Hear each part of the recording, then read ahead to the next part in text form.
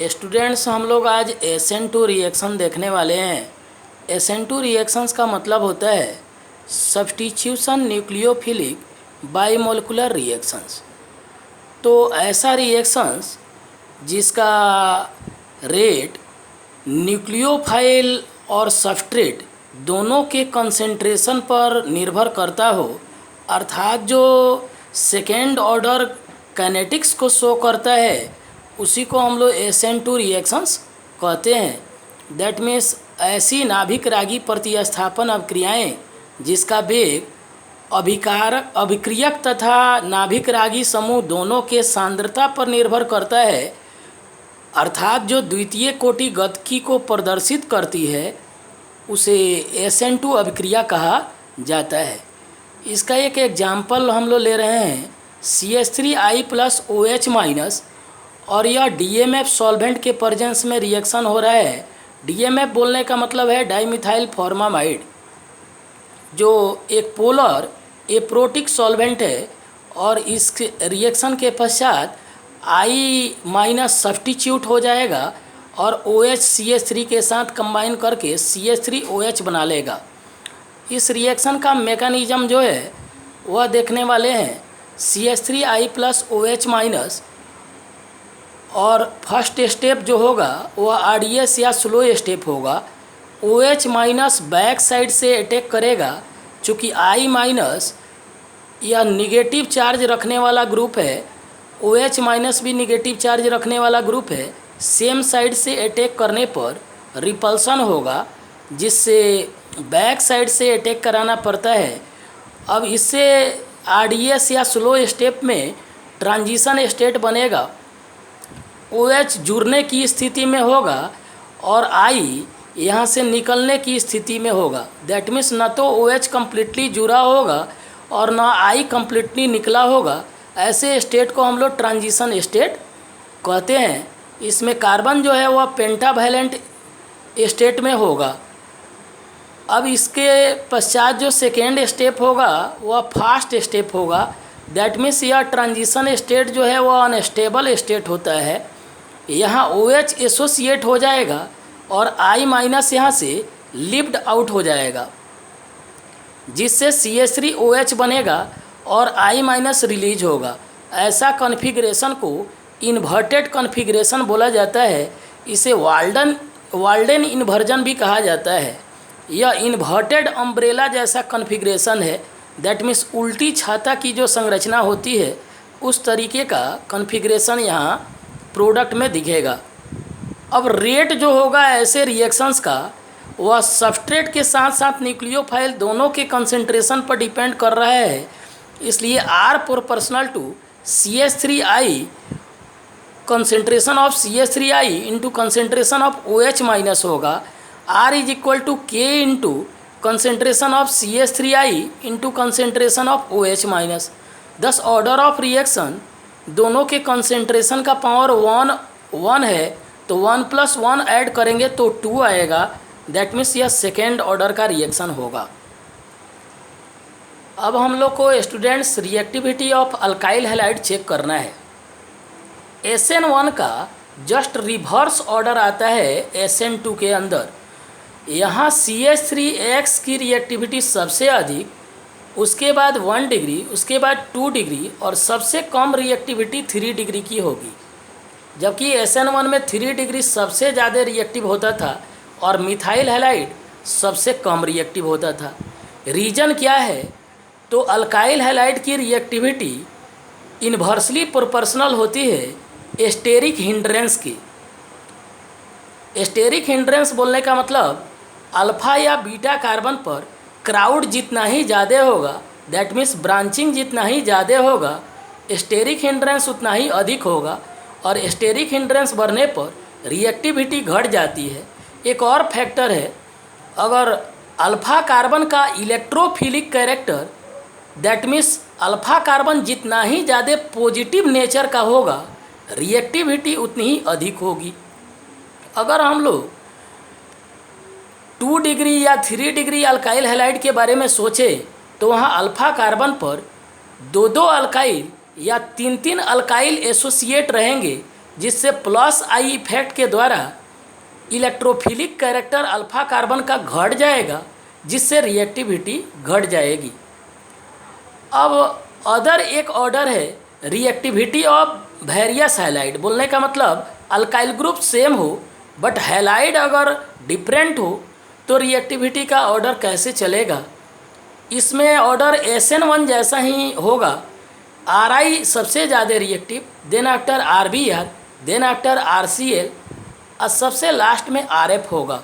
यह order bond dissociation enthalpy के आधार पर हम लोग समझते हैं। Ri का बॉन्ड सबसे वीकर होता है, दैट मीन्स यहाँ से I- ईजिली निकल जाएगा, जबकि RF जो होता है वह स्ट्रॉन्गर बॉन्ड है, वह आसानी से नहीं टूटेगा और F- आसानी से रिलीज नहीं होगा। 10 Ri सबसे ज़्यादा रिएक्टिव होगा और RF सबसे कम रिएक्टिव होगा। स्टूडेंट्स याद रखना SN1 SN2 में यह ऑर्डर सेम चलेगा, बट डिग्री वाला जो हम लोग ऑर्डर लिखे थे वह रिवर्स ऑर्डर होता है SN1 और SN2 में। अब हम लोग को देखना है रिएक्टिविटी ऑफ वाइनाइल एंड फिनाइल को एराइल भी बोल सकते, फिनाइल और एराइल हैलाइड्स। वाइनाइल हैलाइड्स जो है वह रेजोनेंस के द्वारा partially double bond character halogen का कार्बन के साथ शो होने लगता है और डबल बॉन्ड का बॉन्ड स्ट्रेंथ सिंगल बॉन्ड से अधिक होता है, जिसके चलते न्यूक्लियोफाइल के अटैक के द्वारा ऐसे डबल बॉन्ड वाले हैलोजन को सब्स्टिट्यूट कर पाना संभव नहीं होता, जिससे वाइनाइल हैलाइड की रिएक्टिविटी काफ़ी कम होती है। अब हम लोग को फिनाइल हैलाइड का रिएक्टिविटी चेक करना है। फिनाइल हैलाइड भी वाइनाइल हैलाइड जैसा ही रेजोनेंस के द्वारा कार्बन और हैलोजन के बीच partial double bond character show करेगा। दैट मीन्स इस बॉन्ड को भी तोड़ना न्यूक्लियोफाइल के अटैक के द्वारा संभव नहीं हो पाता। 10 वाइनाइल and phenyl halides usually fail in SN2 reaction. इसलिए वाइनाइल और फिनाइल हैलाइड जो है वह SN2 रिएक्शन में असफल माने जाते हैं। अब हम लोग को चेक करना है reactivity of allyl and benzyl halides. Students ध्यान देना, एलाइल और बेंजाइल हैलाइड्स SN1 रिएक्शन में भी काफ़ी रिएक्टिव माने जाते थे, चूँकि उनका जो कार्बोकैटायन था वह रेजोनेंस के द्वारा स्टेबलाइज हो रहा था। ठीक उसी प्रकार से एलाइल और बेंजाइल हैलाइड्स SN2 के अंदर भी काफ़ी रिएक्टिव माने जाते हैं। उसका जो मेजर रीज़न यह है कि एलाइल और बेंजाइल हैलाइड्स के अंदर जो एलाइलिक और बेंजाइलिक बॉन्ड होते हैं वे ट्रांजिशन स्टेट को स्टेबलाइज करने का काम करते हैं और यह स्टेबलाइजेशन पाई बॉन्ड वाले सिस्टम के द्वारा अल्फा कार्बन जो हैलोजन से एसोसिएट रहता है उसके वैकेंट p ऑर्बिटल के अंदर पाई बॉन्ड का जो p ऑर्बिटल है वह कंजुगेशन के द्वारा स्टेबिलिटी को इंक्रीज कर देता है, जिससे माना जाता है कि एलाइलिक और बेंजाइलिक हैलाइड SN2 में भी काफ़ी रिएक्टिव होते हैं। अब एक एग्जाम्पल के द्वारा हम लोग देख रहे हैं एलाइल ब्रोमाइड का reaction methoxide ion that means CH3O- के द्वारा कराएंगे। तो फर्स्ट स्टेप में that means rate determining step में क्या होगा कि CH3O- एसोसिएट अल्फा कार्बन पर एसोसिएट होने की स्थिति में होगा और Br- के रूप में निकलने की स्थिति में होगा। दैट मीन्स यहाँ कार्बन जो है पेंटावैलेंट स्टेट में दिखाई देगा। इस स्टेट को ट्रांजिशन स्टेट कहा जाता है। यहाँ पर जो एलाइलिक पाई बॉन्ड जो है उसका p ऑर्बिटल जो होगा वह जिस कार्बन पर OCH3 और Br एसोसिएटेड है उसके p ऑर्बिटल के द्वारा कंजुगेशन शो करेगा।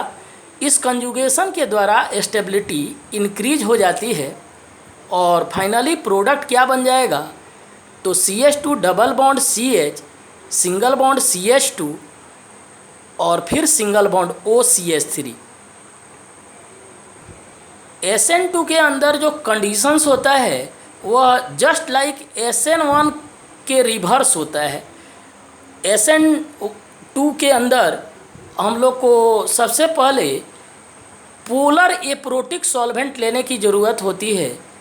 पोलर एप्रोटिक सॉल्वेंट हम लोग क्यों लेते हैं, और सबसे पहले देखते हैं पोलर एप्रोटिक सॉल्वेंट कौन कौन होगा।